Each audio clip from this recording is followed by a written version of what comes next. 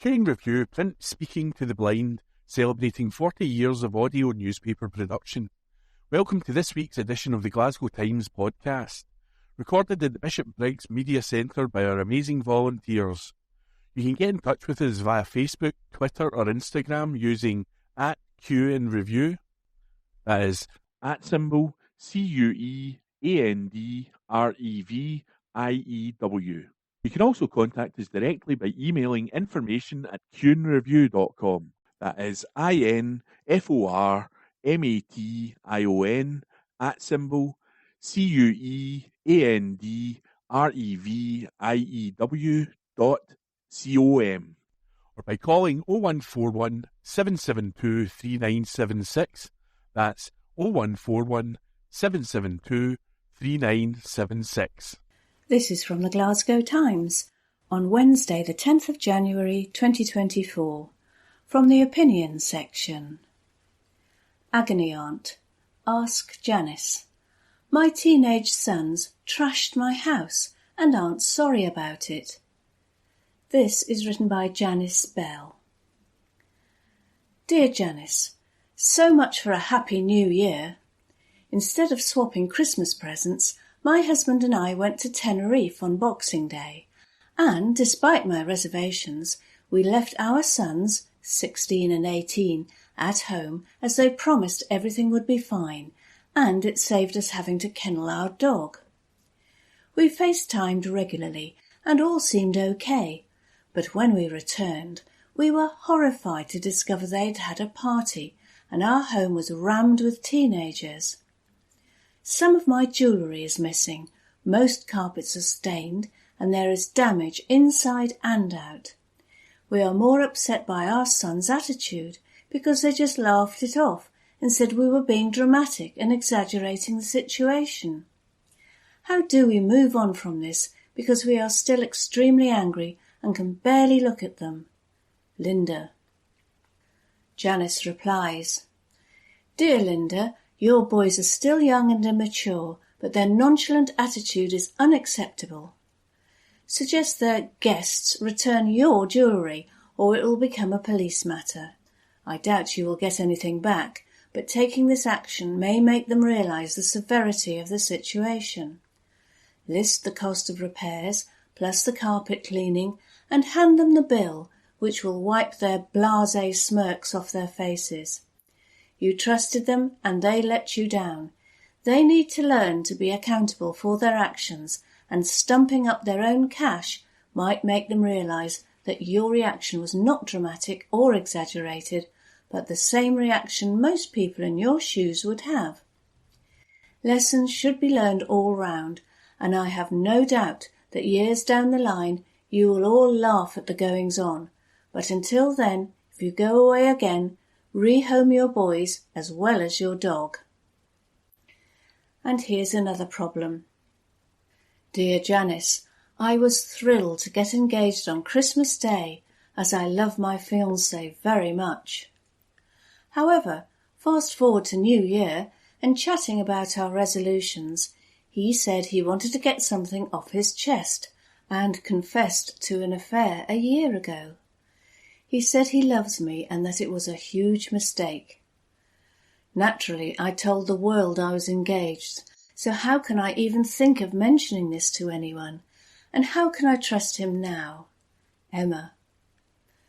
Janice replies, Dear Emma, it must have been awful to have been on such a happy high only for the rug to be pulled from under your feet. Is he to be commended for his honesty, or was he running scared in case you found out? Either way, you need to ask yourself if this was a one-off, or will you have doubts for the rest of your life? If it's the latter, then this is the shortest engagement in history, and you need to reconsider your future together, because now you know that your fiancé is not the faithful guy you agreed to marry. Have you got a question for our agony aunt? Email askjanice@glasgowtimes.co.uk. And that piece was written by Janice Bell. This is from the Glasgow Times on Thursday the 11th of January 2024, from the lifestyle section. Glasgow's James McAvoy shares Scots tradition on Chat Show. This article is written by Ben Waddell. Glasgow actor James McAvoy has lifted the lid on a Scottish New Year's tradition after starring on an American TV chat show. The Drumchapel-born star, known for his blockbuster roles in X-Men and Split, was the first guest on 2024 on the US chat show Late Night with Seth Meyers. During the episode, which aired on Sunday, January the 7th, the pair discussed the Scottish tradition of first footing. James said to Seth, "I've first footed you. It means a lot to me, actually."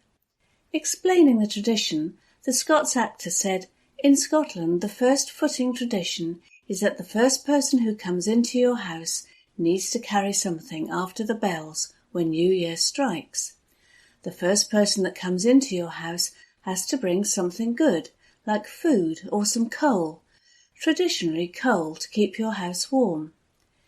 If the first person that comes into your house doesn't have these things, bad luck ensues. So what ends up happening is that whoever is in your house, like your child or your best friend, or the wife of your child, has to go outside in the cold, and when everyone else is cheering and singing, they are standing outside in the snow, freezing, holding a lump of coal and a glass of drink, and as long as in the new year they are the first person to come across your threshold, they bring good luck. I remember the first time my wife came to Glasgow for New Year, and all the men had to go outside so they were first footing the women. My wife at the time was going, "This sucks." That article was written by Ben Waddell. This is from the Glasgow Times on Thursday the 11th of January 2024 from the opinion section. Don't be fooled by Labour's arithmetic fallacy. This article is written by Nicola Sturgeon. Happy New Year to all readers of the Glasgow Times. I hope 2024 brings you all you wish for. One thing that it will bring for all of us, of course, is a UK general election. The smart betting is that polling day will be in October or November, though I am sure most people would prefer it to be much sooner than that. So desperate are we to see the back of this Tory government. In Scotland, we will hear the usual claims about voting Labour being the only way to stop the Tories. That is no truer now than it has ever been. The colour of Westminster government and identity of the Prime Minister is determined south of the border, not in Scotland. After all, we account for less than 10% of the Westminster constituencies. In the days when Margaret Thatcher was Prime Minister, the fact that Labour won most Scottish seats didn't stop her from having a thumping majority. And, conversely, Tony Blair would still have been Prime Minister even if Labour had lost all of their seats here. So, I hope the general election debate won't be based on some arithmetic fallacy, but instead on an assessment of which party offers the best long-term prospects for Scotland. As someone who has been in politics for a long time now, longer than I care to remember sometimes, it genuinely confuses me that Labour, under Keir Starmer, are being so timid, and let's be in no doubt he is the boss when it comes to Scottish Labour. At a time when people are crying out for change at Westminster, he seems intent on minimising his differences with the Tories. He has given up restoring the EU membership that most Scots voted to retain. He won't even countenance membership of the single market to help the economy. He has rowed back on his promise to invest heavily to secure green jobs from the renewables transition. And he won't commit to getting rid of the cruelest of Tory policies like the rape clause. The field is open, then, for the SNP to offer the real change that people want. Westminster elections have never been easy for the SNP. Our landslides of recent years made it too easy to forget that until 2015, we had never scored more than 11 seats in a UK election, never mind won one outright. But in 2015, 2017 and 2019 we showed it was possible, and I believe we will do so again by offering hope for the future. We should set out exactly what we think is needed now, what our MPs will campaign for, and what our own government is doing with the powers we already have, lifting thousands of children out of poverty with the Scottish Child Payment, for example. But we will also put the case for independence front and centre, making the argument that the best future for Scotland lies in no longer having to hope for the best with Westminster governments, but in equipping ourselves instead with the social and economic powers to build the kind of country we want. As has always been the case, voting SNP is the only way to keep Scotland moving towards independence. That article was written by Nicholas Sturgeon. From the Glasgow Times, Friday the 12th of January 2024, from the news section. Dram find fun ahead at Whisky Festival in City. Article written by Sandhya Suresh.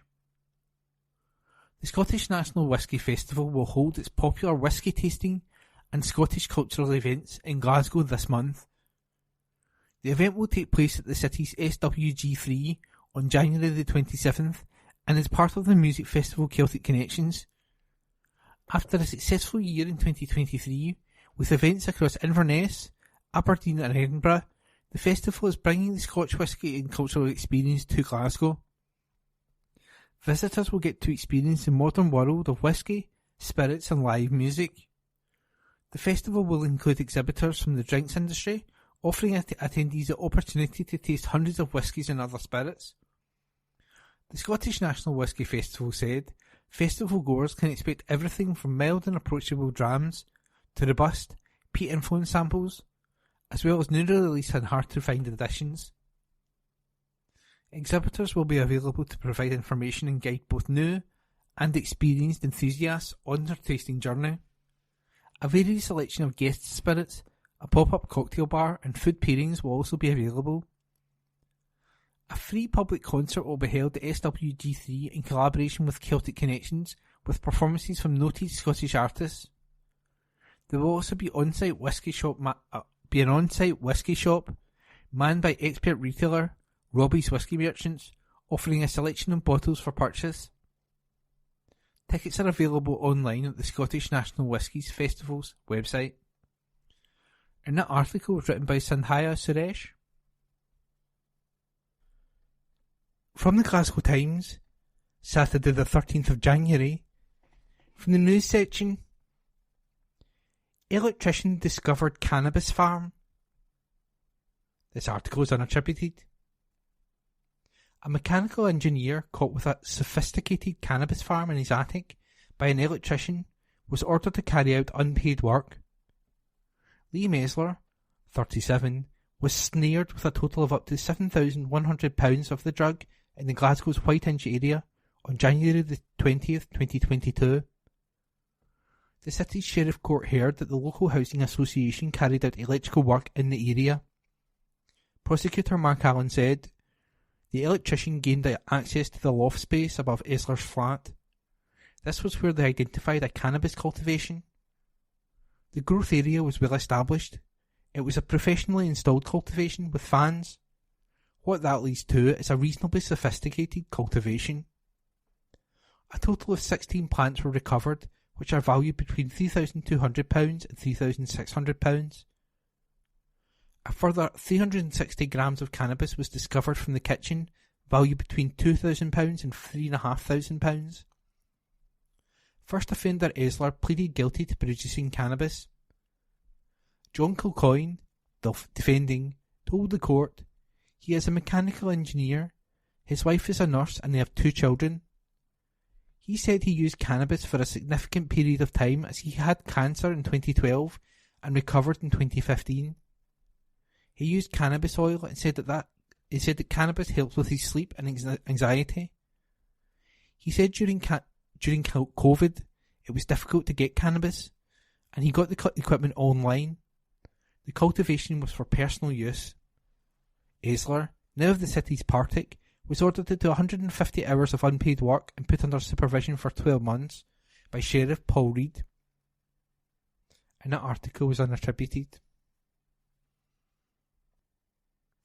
From the Glasgow Times, Saturday the 13th of January, from the news section, exclusive. Empty Buckfast bottle found after van crash, by Esther Tarnay. Empty bottles of Buckfast and vodka were found after a man crashed a van into a lamppost in Glasgow. On May 21st last year, police received reports of a transit van colliding with a lamppost on Barrackney Road in Garrow Hill. Officers rushed to the scene and saw the vehicle. Alan McCallum, 44, identified himself after he was spotted in the driver's seat. He appeared intoxicated, smelled of alcohol, and his words were slurred. An empty bottle of Buckfast and vodka were seen in the car.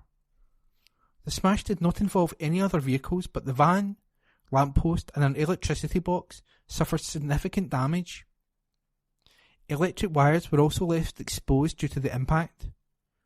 On March 18th, just a few days before the crash, McCallum also struggled with an ex-partner, slammed doors, damaged a TV and broke a glass on the floor as he shouted at her at a Tollcross property. When cops were called, he advised them he had cocaine in his back pocket. This was later found to weigh 8.2 grams. McCallum, now Vice Kilbride, appeared at Glasgow Sheriff Court on his birthday on Wednesday, January the 10th.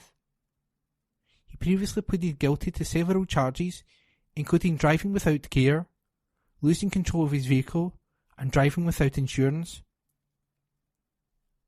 He also admitted contacting two ex-partners over the course of 2022 and 2023, despite being ordered not to, and acting in an abusive manner towards them both.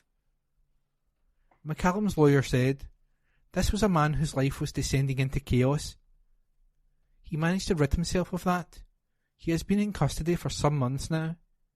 He recognises it's serious and he will have to take responsibility for it."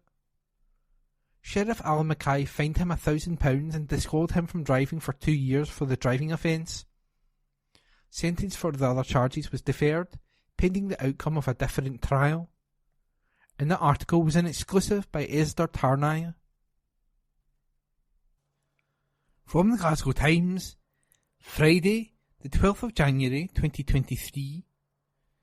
From the news section, fears for homeowners as firm goes bust. Exclusive. Frustration for families as development remains a building site following company's collapse. Article written by Stuart Patterson. Homeowners living in an unfinished housing estate have been left frustrated after the developer went bust. This week, the Glasgow Times reported liquidators were appointed to merchant homes which had sites in and around the city. Napier Grove, a new build estate in Linwood, Renfrewshire, where prices started at £171,000 for a 2-bedroom terrace home and £210,000 for a 3-bedroom semi-detached villa, is unfinished. The firm built 28 homes and marketed them in a superb development. It is still effectively a building site. When the Glasgow Times visited the development, it could be seen roads have not been surfaced, some homes have been sold but unfinished, and the new owners are unable to move in. Most homes are occupied, but residents said solar panels on the homes, a money-saving selling point, had never worked. Homeowners have been left with no one to contact and are wondering if the outstanding work will ever be done. Zoe Carroll lives with her wife, Tracy, and baby daughter Riley in a 3-bedroom house in the development. She said, "There has been no contact from Merchant House or the liquidators. I asked about the solar panels on December the 8th, but have heard nothing back. We paid a lot of money for the house and were promised it would all be finished."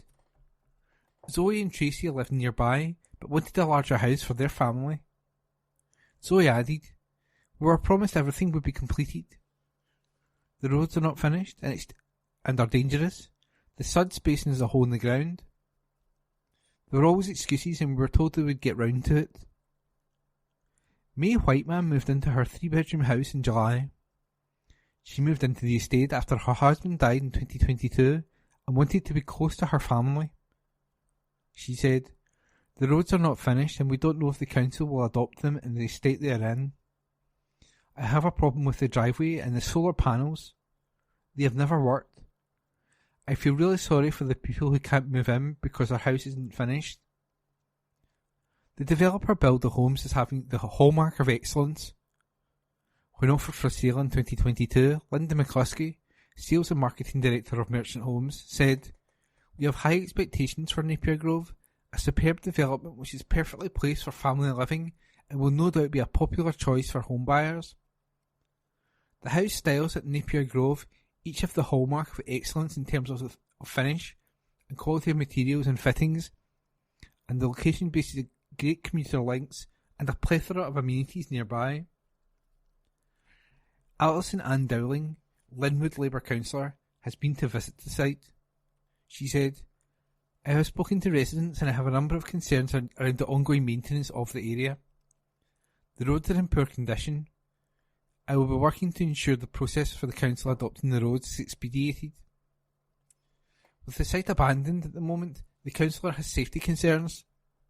She said, "Large areas of the site are not safe. Some are fenced off, but a child could easily get through the gaps. The suds ponds needs to be secured." She wants to know who's going to be responsible.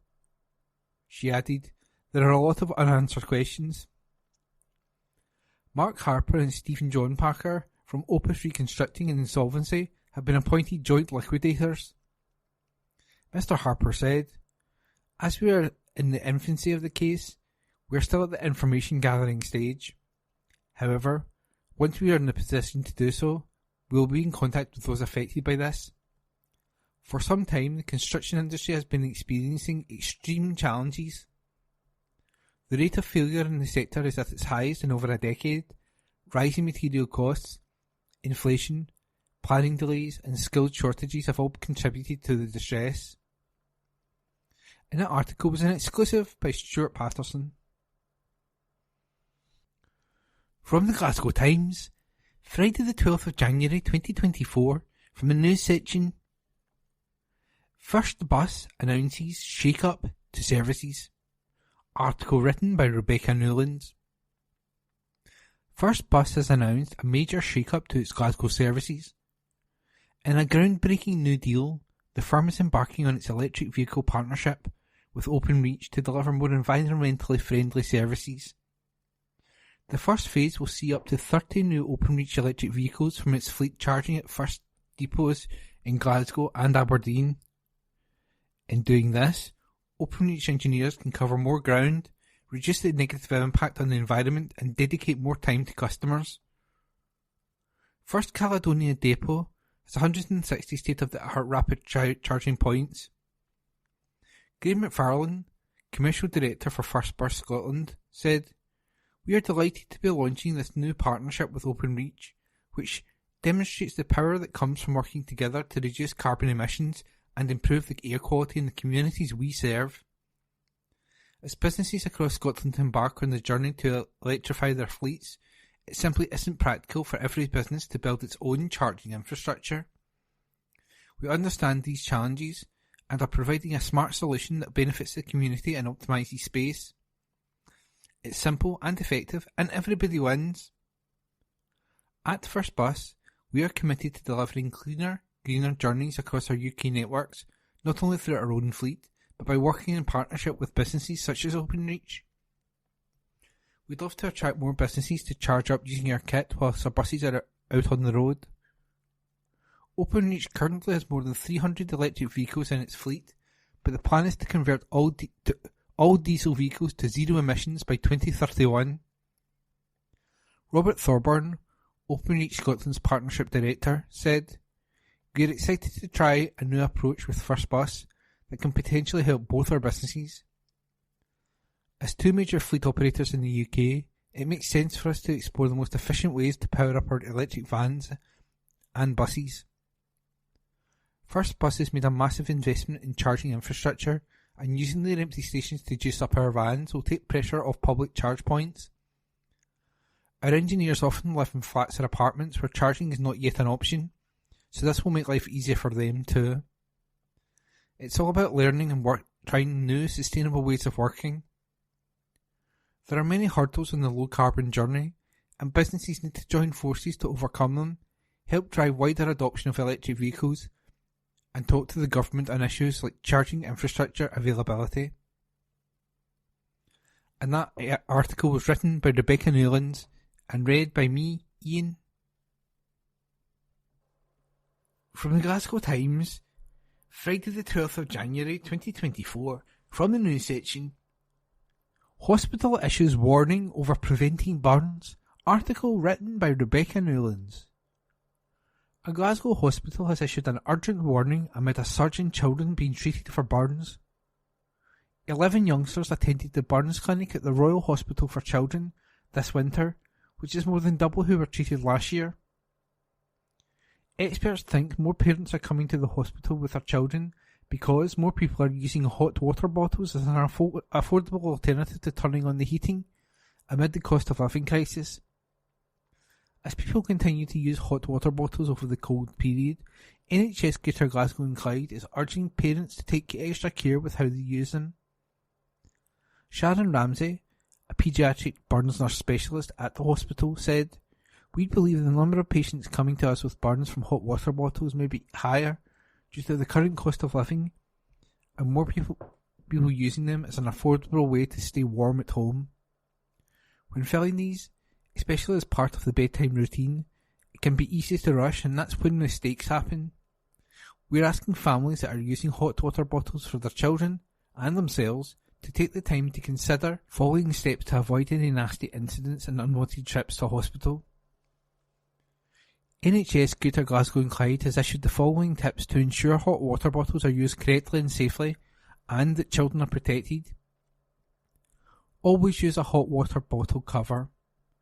Don't ever fill it with freshly boiled water from the kettle, because this degrades the rubber and it's more likely to split when you're using it. Let the water cool to warm first.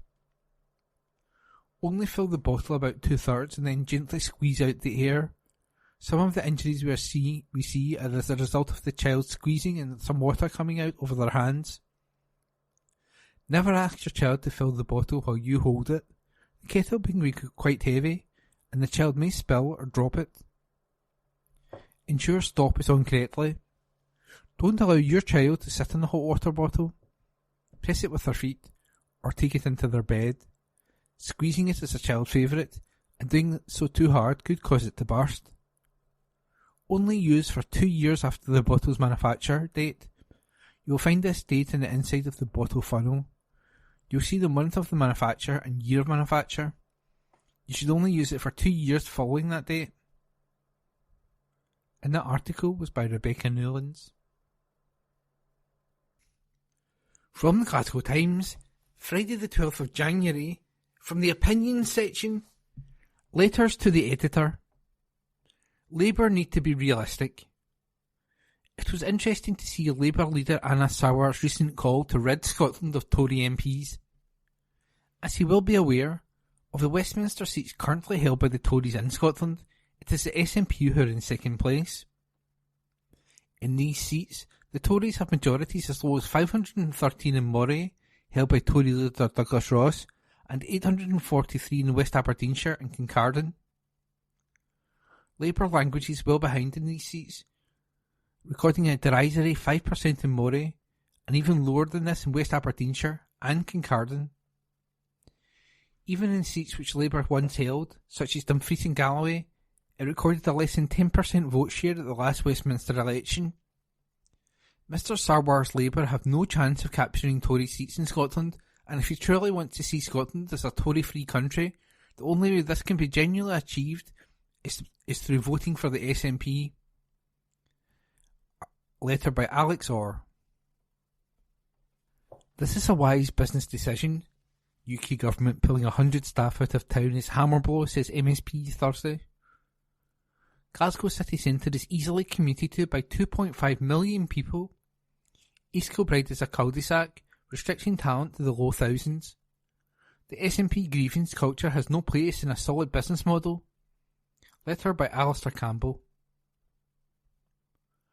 They're only moving a few miles away to our new modern offices in Glasgow city centre. No job losses at all. I'm quite sure a few will be a bit put out at the move, but I'm also sure others will be delighted. Picking fights over nothing, it's the SNP way. By Bill Anderson. And that was today, Friday the 12th of January, letters page. From the Glasgow Times, Friday the 12th of January 2024, from the news section.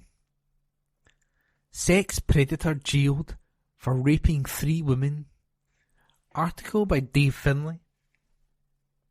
A Clydebank sex predator who attacked and raped sleeping women for more than a decade was jailed for 14 years yesterday. Stuart McInnes subjected 2 vulnerable victims to repeated sexual assaults and raped a 3rd woman on a single occasion when she was asleep and under the influence of Valium. He carried out his persistent offending between January 2006 and June 2020 at 5 addresses in Clydebank. McInnes, 57, formerly of Low Crescent, Clydebank, had denied a series of charges during an earlier trial, but was convicted of 5 offences. A judge told him at the High Court in Edinburgh that the evidence disclosed a course of criminal conduct systematically pursued by him against victims. His victims were incapable of giving consent because they were asleep and or under the influence of drink and drugs. Lord Armstrong told McInnes, "The crime of rape is a grave crime against which all women and girls should be protected." The judge said he had read a victim's impact statement from one of the women, which revealed the devastating and long-term consequences for her following the abuse. Lord Armstrong said, "The crimes of which you have been convicted are disturbing and grave." The judge said that because of the nature and seriousness of the offending and the period over which the crimes were committed, there was no appropriate alternative to a custodial sentence. He ordered that McInnes, who has never previously served a jail term, should also be kept under supervision and monitored for a further 5 years when he is released into the community. During that time, he will be on licence, and if he breaches its conditions can be returned to prison. Lord Armstrong said he considered that the imposition of an extended sentence was necessary to provide adequate protection to the public from serious harm. McInnes repeatedly raped his first victim and often attacked the woman when she was asleep or intoxicated with alcohol and or prescription medication. A second woman was subjected to repeated rapes while she was sleeping or unconscious and under the influence of drugs. The 3rd victim was intoxicated with Valium and asleep or unconscious when she had her underwear removed and was raped at a flat in Clydebank. A background report prepared on McInnes ahead of sentencing had assessed him as posing a medium risk of sexual reoffending. Defence counsel Edward Targowski said, "He has told the social worker he has no recollection of the offences, and clearly that is a result of consuming drugs and alcohol on a regular basis." He added that McInnes has shown remorse and said he is sorry for his actions. He said that McInnes' children did not have any contact with him and described him as a lonely person.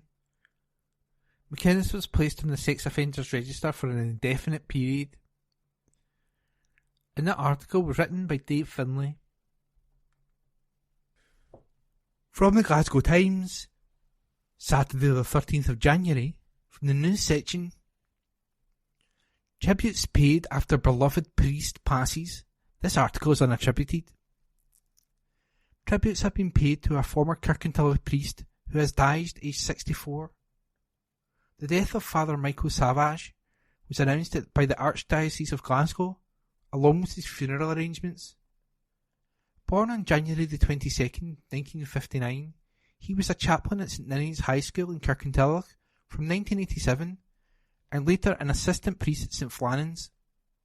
He retired due to ill health in 2019.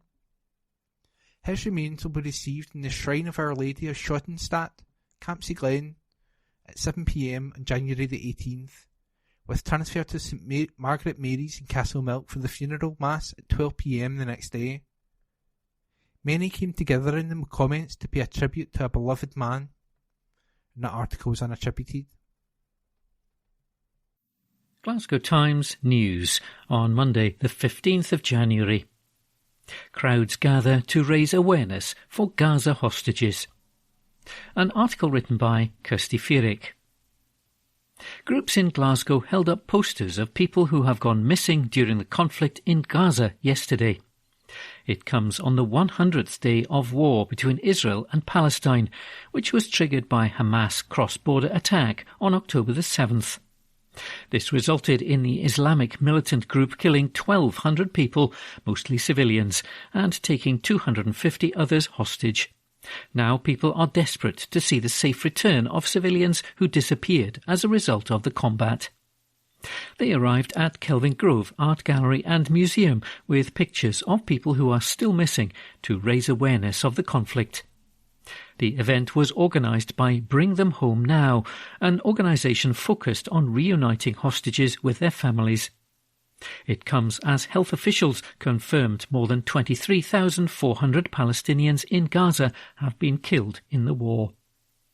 Dr. Suhaib Al-Hams described the event as a disaster that's bigger than all of us. An article written by Kirsty Fearick. Glasgow Times News on Monday the 15th of January. AA reveals that UK potholes are at a 5-year high as government promises action. An article written by Matthew Evans. The Department for Transport has promised swift action following a shocking report looking at UK potholes. Potholes caused misery in 2023 on a scale that has not been seen in years, 5 to be exact. The AA estimates they may have cost UK drivers as much as £500 million in repairs. Scientists warn climate change will worsen the problem as more wet weather and temperature extremes give extra battering to the surfaces we drive on. Almost 630,000 potholes were reported to councils in England, Scotland and Wales between January and November 2023. A 5-year high, according to local government data compiled by campaign group Round Our Way following a Freedom of Information request. Data was only available from 115 out of 208 councils approached, meaning the total number of reported potholes is likely to be much higher. Potholes are the bane of many of our lives and put drivers, cyclists and even pedestrians at risk of serious injury. Roger Harding, director of Round Our Way, told the BBC. The weather extremes that climate change brings are sadly creating many more of them at a time when cuts mean repairs are already not keeping up. A spokesperson for the Local Government Association said councils shared the concerns of all road users with the state of our roads and were doing all they could to tackle what they said was a £14 billion backlog of road repairs. The spokesman also called for more regular and consistent funding. A Department for Transport spokesperson said, "We're taking decisive action to fix potholes and resurface roads by investing an extra £8.3 billion of redirected HS2 funding, the biggest ever funding increase for local road improvements, and enough to resurface over 5,000 miles of roads across the country." The AA said it had dealt with 631,852 pothole-related incidents related to tyres, wheels, steering and suspension last year, another 5-year high according to the organisation. With an average repair cost for a pothole accident being £250, the AA estimates they cost its customers around £160 million in total last year. Potholes don't just affect drivers of motor vehicles, but also other road users, with cyclists being particularly vulnerable to accidents. An article written by Matthew Evans. Glasgow Times on Monday, the 15th of January. Lifestyle. Inside the world of natural wine, ahead of an event at a Glasgow restaurant. An exclusive article written by Marissa McWhirter. Natural wine has exploded in popularity across the city over the last 5 years, but the concept still leaves many scratching their heads. What is natural wine?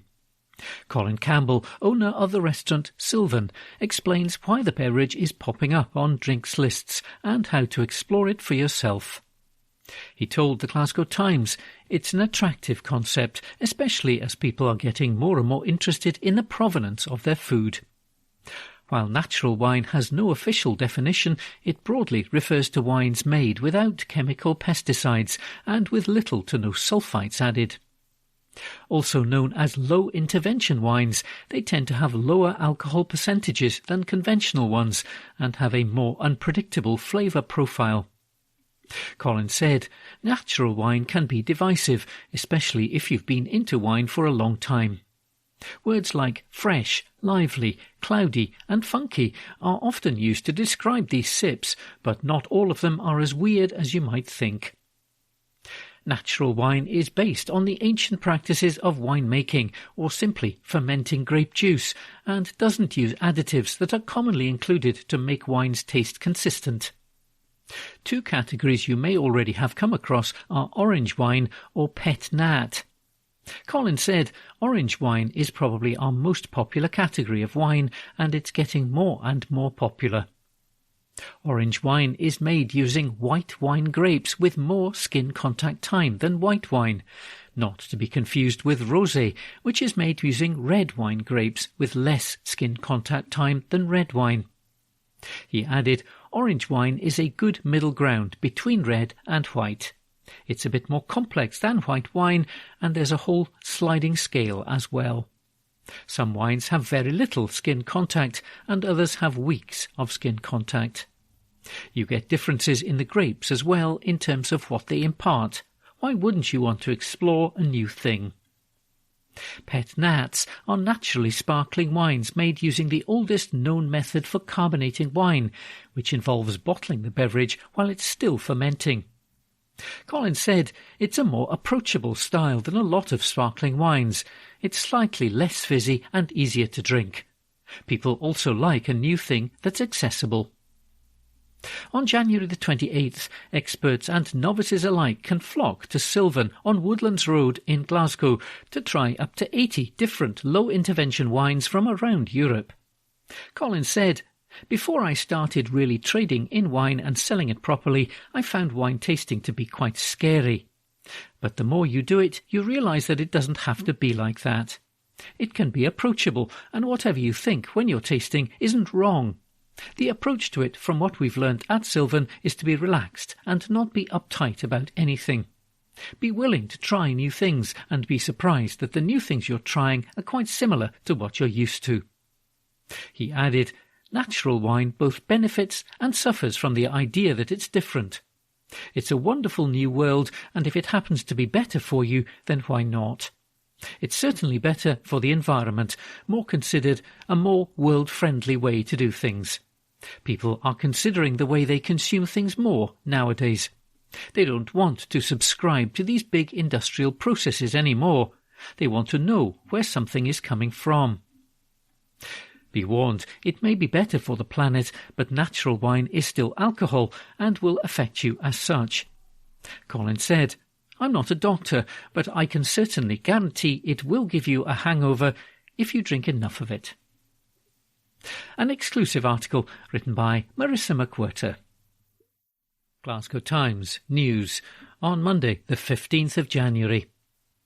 Major new plan in motion to transform 3 areas of Glasgow. An article written by Sarah Hilly. A new forest strategy for Glasgow aims to increase tree cover in the city to 20%, particularly focusing on certain areas, including Bridgeton, Kilmarnock and Govan. Currently, about 18% of the city's land area has tree canopy cover. Council wards with the lowest number of trees are Govan, Anderston, the City and York Hill, with less than 10% of the neighbourhoods having a leafy canopy. Meanwhile, the Lynn ward is the highest in the city, boasting 31% tree cover, with Newlands and Aldburn coming in second at 29% for leafiness. As well as increasing tree coverage by 2034, the strategy's vision also includes addressing the impact of disease on ash trees, increasing people's access to woodlands and protecting those woodlands more through the planning process. A council meeting is due to be presented with the council's draft forestry and woodland strategy next week. Councillors sitting on the Net Zero and Climate Progress Monitoring City Policy Committee will be given an update on Tuesday. A consultation is to be launched on the strategy for the council to gather feedback. A council report said the Forest and Woodland Strategy will be the primary strategy and policy document relating to all woodlands and trees in the city.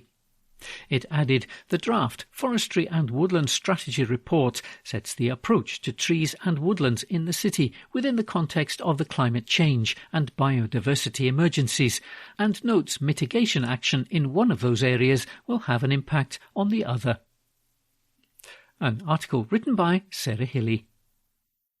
Glasgow Times News on Monday the 15th of January. Tens of thousands of Scots forced onto prepayment meters. An article written by Sandhya Suresh. Nearly 24,000 people in Scotland were forced to use pay-as-you-go energy meters.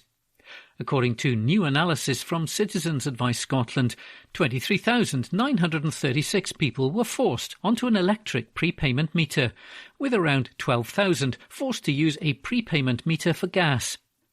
Additionally, 17,952 people have had their meter type changed to pay-as-you-go without their consent. For gas customers, this figure is around 12,000. Emma Jackson, Consumer Advice Scotland's social justice spokesperson, said, "The issue of forced installations of prepayment meters shocked and horrified people last year, and this research suggests the scale of the issue. As some suppliers get the green light to resume the practice, many people, especially those behind on bills and struggling with energy debt, will be worried.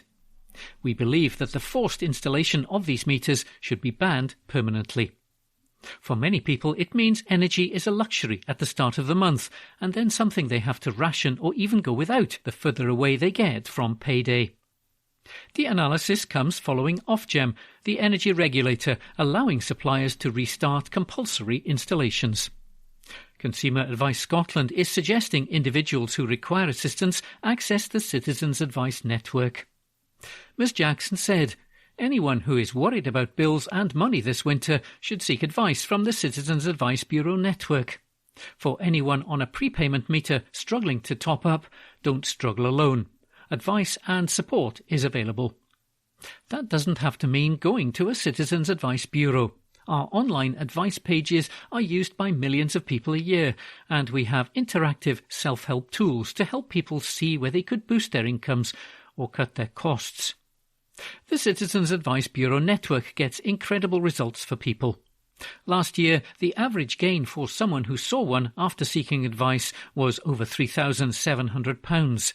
That can be absolutely life-changing money this winter. We don't judge, we just help. The advice from the Citizens Advice Bureau network led to an average financial gain of more than £400 for energy-related advice. An article written by Sandhya Suresh. Glasgow Times News on Monday the 15th of January. 2 of 3 schoolgirl murderers sentenced at Glasgow High Court. An article written by Lucinda Cameron. 2 people who murdered a teenage girl more than 27 years ago have been jailed for life. Robert O'Brien, who's 45, Andrew Kelly, who's 44, and Donna Marie Brand, who's also 44, were last month found guilty of killing Mr O'Brien's 14-year-old girlfriend, Caroline Glachan, in August 1996, after a trial at the High Court in Glasgow.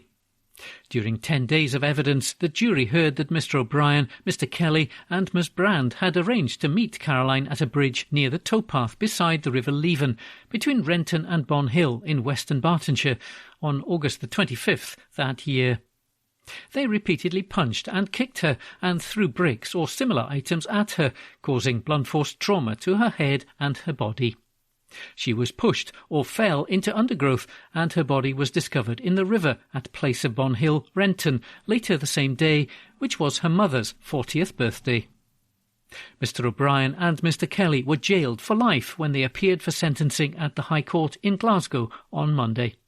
Miss Brand was unable to attend the sentencing hearing as she was in hospital with a respiratory infection and will be sentenced in March, the court heard.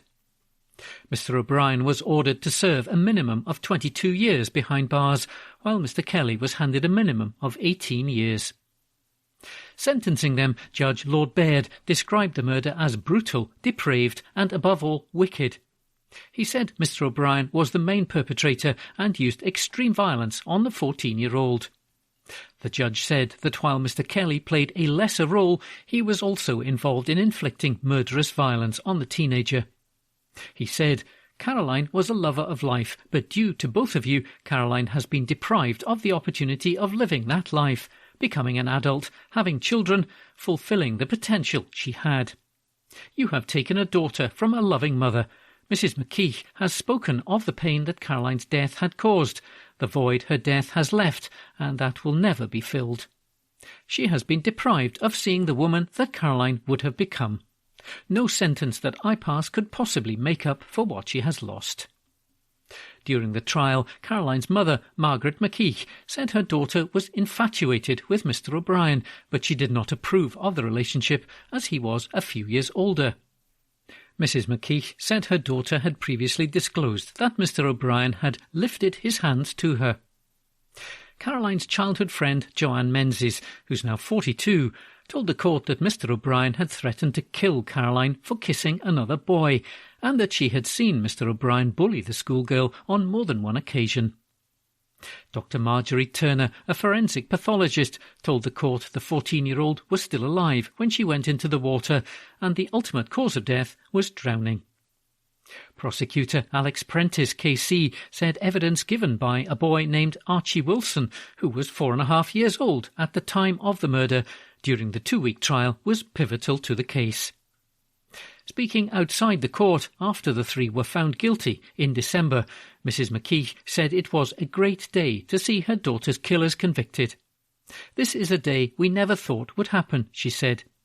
"It will not bring her back, but at least we know who was responsible is serving time, because for the last 25 years they've had their Christmases and their birthdays, but my Caroline has been in the ground." An article written by Lucinda Cameron. Glasgow weather warning in place, Arctic, air and snow, by Rebecca Newlands. Much of Britain is facing another day of cold temperatures and travel disruption after overnight lows dropped below freezing for the bulk of the country. A yellow warning is in place for snow and ice across Glasgow, much of Scotland, much of northern England and parts of North Wales until midnight on Tuesday. The warnings continue across large swathes of the northern half of the country until Thursday. Northern and eastern parts of Scotland saw the bulk of the snow on Monday, with 15 centimetres on the ground at Aberdeen Airport by evening. A cold plunge of Arctic air has moved south across the whole country over the past few days, making it 5 degrees to 6 degrees lower than usual for this time of year, the Met Office said. Met Office forecaster Craig Snell said Tuesday could see a persistent band of snow over 3 to 6 hours across Scotland, Northern Ireland and parts of northern England and Wales. He said, in the early hours of the morning, we're looking at temperatures getting down to minus 12 degrees in a few spots. Tuesday night possibly down to minus 15 degrees. So certainly a very cold spell into Wednesday. The UK Health Security Agency has issued a cold health alert, which warns of possible impacts for health and social care. National Highways has put in place a severe alert for snow affecting the northwest on Tuesday, with road users advised to plan ahead, and some rural communities warned they could be temporarily cut off. Amy Fellows, National Network Manager at National Highways, said, "Freezing conditions bring so many hazards, such as snow and ice, so take every possible step to understand your journey in advance and allow lots of extra time when travelling to prepare for the unexpected." Steen Connolly, Head of Transport Resilience at Transport Scotland, said the cold snap has caused difficult driving conditions, with further severe impacts anticipated on Tuesday. National Rail has warned the wintry weather could affect train journeys all week, with ScotRail saying services on the Highland Main Line route on Tuesday would be delayed by around 30 minutes. Around 200 schools across Aberdeenshire, Moray and Shetland were closed due to snow on Monday. Met Office Chief Meteorologist Andy Page said there will be widespread frost this week and we could see some fairly deep laying snow in parts of northern UK, and strong winds could result in drifting or blizzard conditions at times. The snow and ice will be disruptive and could potentially impact travel plans, make driving dangerous and pavements slippery. This was an article, Glasgow Weather Warning in Place, Arctic Air and Snow by Rebecca Newlands. The Glasgow Times, Tuesday the 16th of January, from the news section. Protest against closure of Kirkintilloch Community Centre by Morgan Carmichael and Maja Grantham. Dozens of residents have protested against the closure of a Lifeline community centre. Service users and their families rallied outside East Dunbartonshire Council headquarters following the council's plans to close the popular Milan Day Centre in Kirkintilloch. From digital skills classes to reading groups, the daycare centre has been responsible for saving elderly and vulnerable ethnic minorities from loneliness and isolation for around 2 decades, according to those who want it to remain open. Manjulika Singh, leader of the protest and chair of the Ethnic Minority Forum, said the Milan Daycare Centre is very important for the ethnic elderly's mental and physical well-being. It gives them a place to make friends and entertain themselves. We have daycare centres for our young people, so why can't we have that for the elderly? It is important that they have a safe and warm place to be and that this centre is saved. Sisters Suman Joshi and Rekha Salwan, whose mum and aunt have used the service for years, are fearing for their families' social lives and mental well-being following the news of the closure. Rekha Salwan said, "What we are angry about is obviously the fact that the centre is closing, but also the way the users have been treated with no dignity and respect. The decision to close just gets blamed on COVID-19 and lockdown, and we're just not accepting it."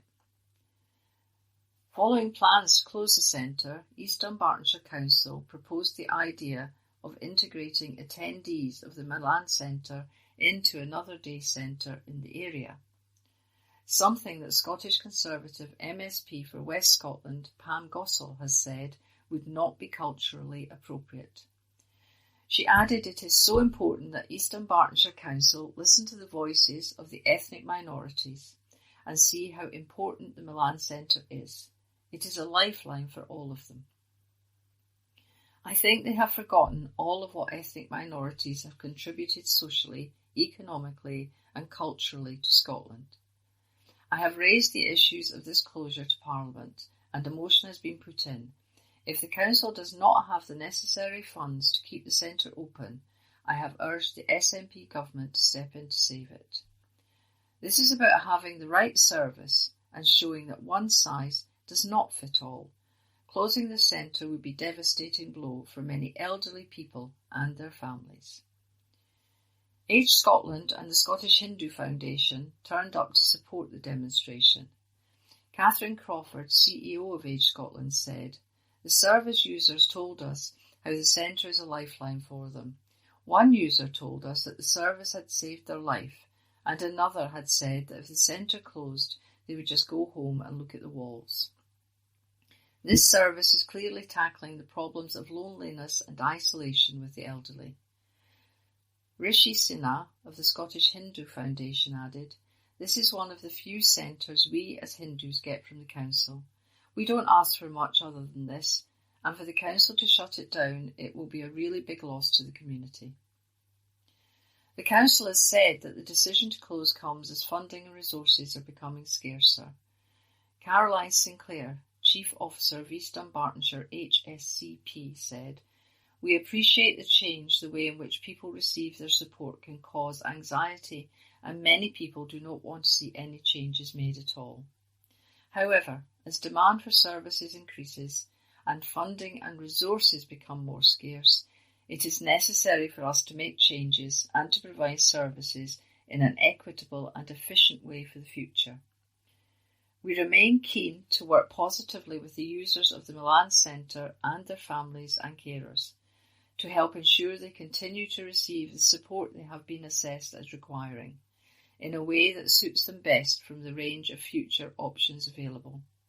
The Centre has launched a petition to gather as much support for the cause as possible. This was an article, Protest Against Closure of Kirkintilloch Community Centre by Morgan Carmichael and Maja Grantham. The Glasgow Times, Tuesday the 16th of January, from the news section. Scots star Alan Cumming on role that made him a grown-up actor, by Anne Fotheringham and William Connolly. Actor Alan Cumming has played a Bond villain, dazzled on Broadway, and enjoyed TV success both here and in the US. But he reveals one role stands out. In his new stage show, which comes to Glasgow's SEC Armadillo this Saturday, January the 20th, he talks about playing sharp-suited crisis manager Eli Gold in legal drama The Good Wife.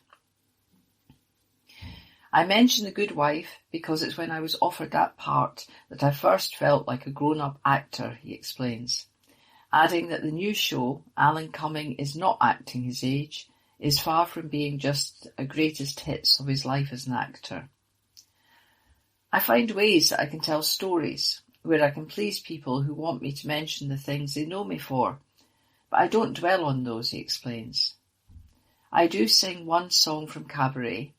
It's like when you go to a concert and they don't play the hits, so I try to drop the hits in and mention things in passing.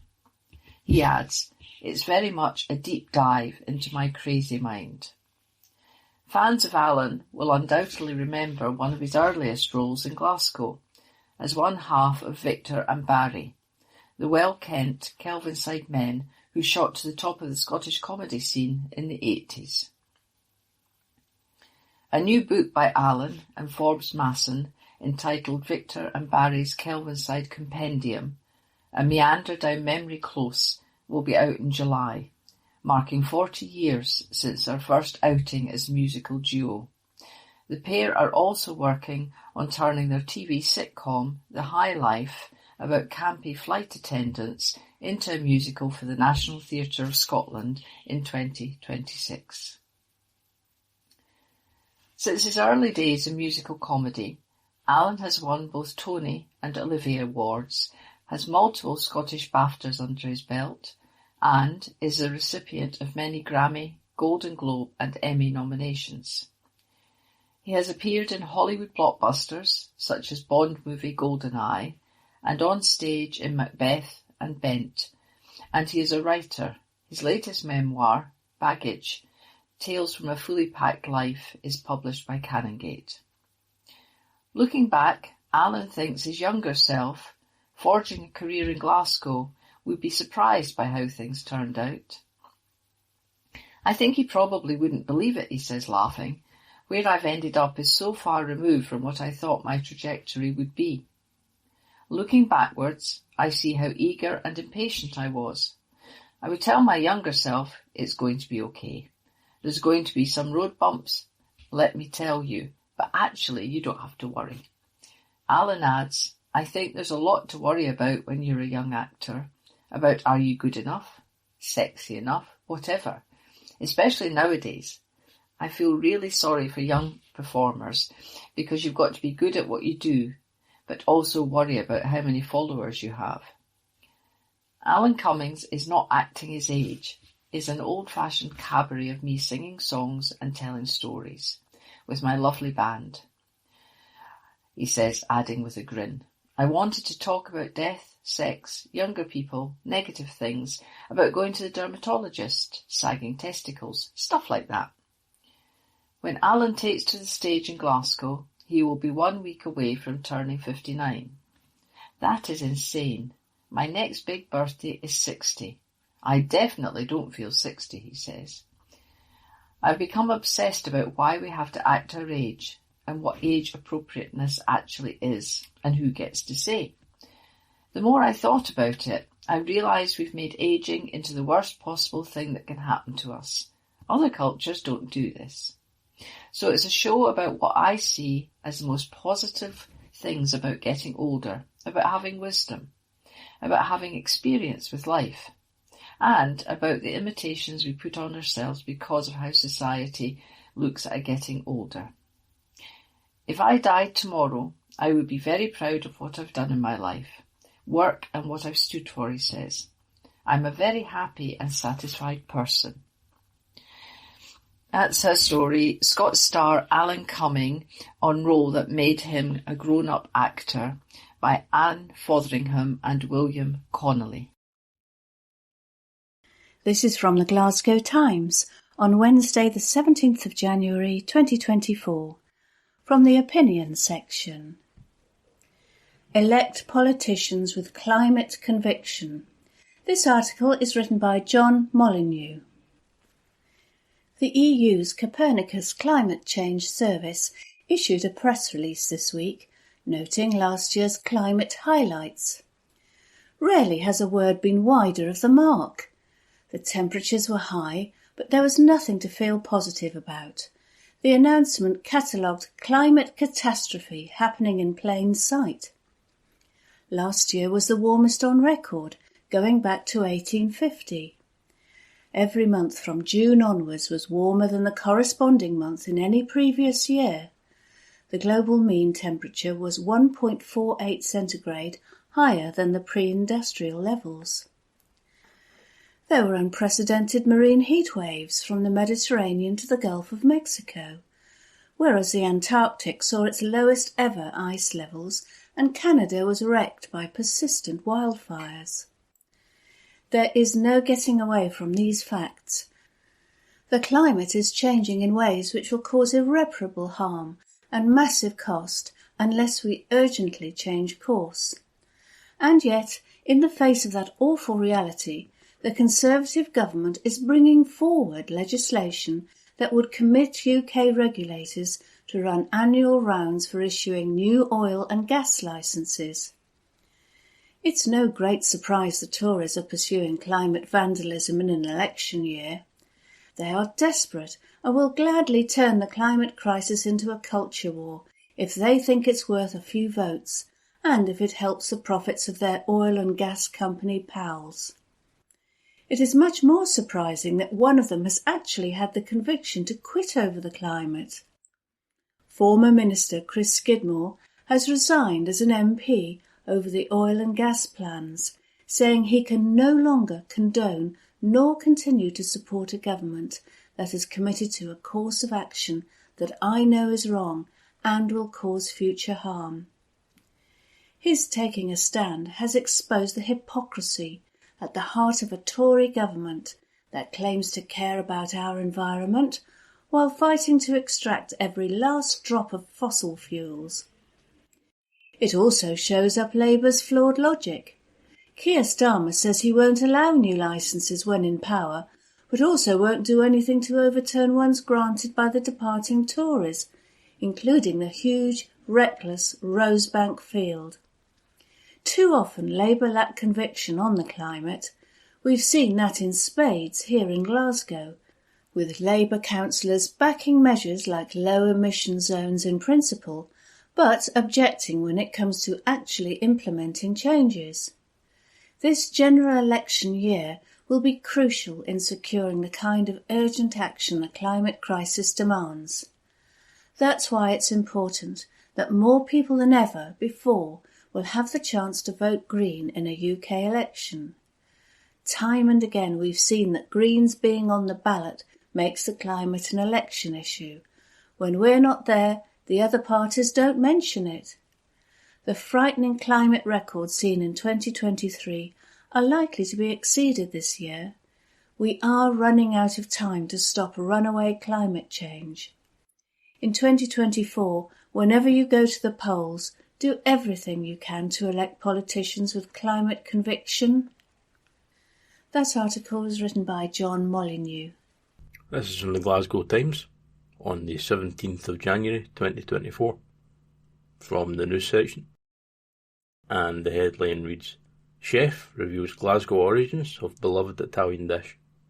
This article is by Rebecca Newlands. A top chef has revealed the Glasgow origins of a beloved Italian dish. Culinary talent Pino Livia, 73, is known for inventing Jimmy style, where diners share half a portion of pasta and half a pizza.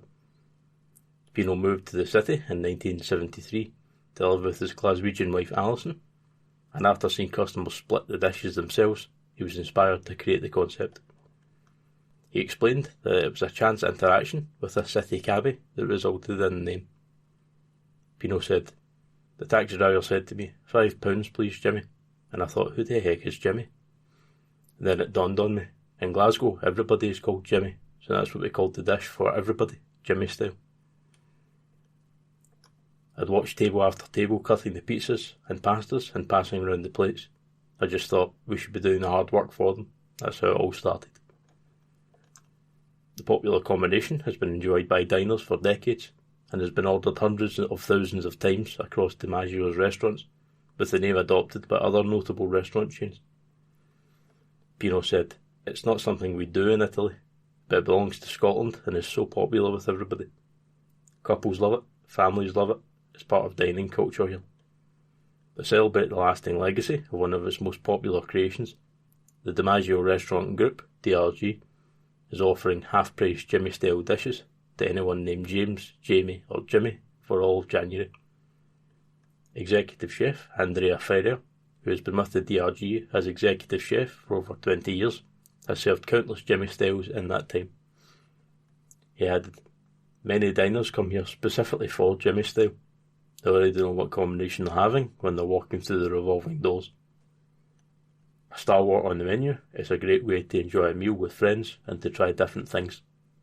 I'm sure Jimmy style will be on the menu as long as DiMaggio's is around." DRG Group founder Mario Gizzi added, "Jimmy style is synonymous with DiMaggio's and everything the restaurant is about: family fun, sharing and good times. The name has transcended DiMaggio's and is now just what people say when they think half and half. It's amazing to think that it started 40 years ago at DiMaggio's. We're very proud of it." Jimmy January will be available at DiMaggio's Royal Exchange Square, East Kilbride and Theatreland until January 31st. This article was by Rebecca Newlands. This is from the Glasgow Times on the 17th of January 2023 from the news section, and the headline reads, "Glasgow Street blocked by abandoned Christmas trees." This article is by Kirsty Feerick. A Glasgow street has been blocked by hundreds of abandoned Christmas trees, according to a furious resident. Stephen Johnston claims a forest has been dropped in the West End outside his home following the festive season. The 62-year-old is now being forced to walk on the road at times as the festive decorations have taken over Salton Street. He fears the blockage could have dangerous consequences and branded those who have dumped their trees as blatant lazy fly tippers. Stephen explained, "There are hundreds of trees left on the street which are blocking the pavement for pedestrians. It is dangerous because we need to walk on the road now as they take up the path. The wind could also blow them into people's cars. They are making a mess and is an utter disgrace. It's like someone has dropped a forest on us. You wouldn't dump a couch there, so why this? One person dumps their tree on a public footpath and suddenly everybody copies them. It's blatant lazy fly tippers. The council will need to come and collect them, but why should the taxpayer be forking out for this? It is the individual's responsibility to get rid of their tree." The trees were pictured by the Glasgow Times near signs that warned dumping could result in a £20,000 fine. The council website urges those looking to get rid of a Christmas tree to cut it up and put it in a brown bin with a permit. They can also be taken to any of the council household waste recycling centres. The trees collected in the brown permit bins are taken to recycling centres or sent for composting. Recycling is encouraged as it helps to divert waste from landfill and helps the environment. A spokesman for the council said, "Dumping anything in the street is an inappropriate way to dispose of waste. There's clear advice on our website on what to do with Christmas trees following the festive period. Residents can either break up their tree, and if they have a garden waste permit, put it in their brown bin, or take the tree to one of the city's waste centres. Up until January 31st, residents can also take trees to one of our 4 pop-up recycling points found in parks around the city. These recycling points are found in Pollock Country Park, Alexandria Park, Mansfield Park and Kelvin Grove Park. This article was by Kirsty Feerick. This is from the Glasgow Times on the 17th of January 2024 from the news section, and the headline reads, Scottish couple rekindle long lost love after 51 years. This article is by Jenny Sanderson. A Scottish couple who spent half a century apart have reunited after a chance meeting rekindled their long lost love. Rose Murphy and Robert Connor were sweethearts when they were 17 and 19 years old, but they split up and went their separate ways for 51 years. Despite the time, they were still thinking about each other, all these years later. Then, an unexpected encounter reignited their romance, and the pair have now finally tied the knot. I think fate had a wee hand in it, said Rose, now 68. Time hasn't changed us, it hasn't changed our feelings. The pair, who at the time lived in Knightswood and Mulgai, had been planning to get engaged in the early 1970s, but they separated over an argument. Rose last saw Robert in 1972, when she was having photographs taken at her sister's wedding. I saw him across the road and I just wanted to run over, she said. By the time the photographer had finished, he was gone. We never seen each other for 51 years. They both moved on, married, and had children with other people. Rose, a retired nurse, said, Life moved on, but he never stopped thinking about me, and I never stopped thinking about him. We never thought we'd see each other again. I thought about him often. It turns out we were living 29 minutes apart. Fast forward to August 2023. Rose had been divorced for 15 years, and Robert was also separated from his wife. Rose was walking through a church car park when she heard a male voice shouting her name. I turned around and seen Robert, she said. He took the sunglasses off my face and we started crying and hugging each other. It was very emotional. We went for a walk and a cup of tea and talked about how stupid we'd been. We could have had a great life together. We asked my dad if we could get married and he was overjoyed. It turned out Robert, a Porsche technician who is now 70, had kept a photograph of the two of them after all these years. Rose said, it was as if those 51 years hadn't existed. We really love each other's company. He's the same person, he's just an older version. When you get older, you start to look at life very different. Every day's a blessing. I'm happy to spend whatever time I have on this earth with Robert. Rose and Robert wed in a beautiful ceremony at Kilmurdinny House in Bearsden in November 2023, and now they are saving up for a honeymoon together. I was shaking like a leaf on the day, Rose said. He puts his arm around me and said, It's all right. It was one of those weddings where nothing was serious, everything was funny. It was beautiful. Since, the pair have moved in together in Kirkintilloch and have been busy making up for lost time, going to events and music concerts which they always used to do together. Rose said she would tell her former self or anyone in the same situation to just do it. She said, if your heart tells you it's still the right thing to do and it never leaves you, it's the right thing to do. Don't be stubborn. Always look at two sides to every story. Follow your heart. It doesn't matter what people think or what they say about you, because if you're happy, that's it. This article was by Jenny Sanderson. This is from the Glasgow Times on the 17th of January 2024 from the news section, and the headline reads, Woman arrested almost 4 months after death of man. This article is by Rebecca Newlands. A woman has been arrested almost 4 months after the death of a man in Glasgow. Joseph McGreedy, 30, was found with multiple injuries at a property at Braid Square in the north of the city at around midnight on Saturday, September 30th, 2023. The 30-year-old was taken to hospital and he later died on Monday, October 2nd. Officers have since charged a 31-year-old woman in connection with Joseph's death. She is due to appear before Glasgow Sheriff Court today. A 27-year-old man and a 41-year-old woman were previously arrested and charged in connection with the death and appeared in court in October 2023. This article was by Rebecca Newlands. That concludes this week's edition of the Glasgow Times Podcast. Please remember to subscribe to our channels at Review and Review, and to tell your friends about our service.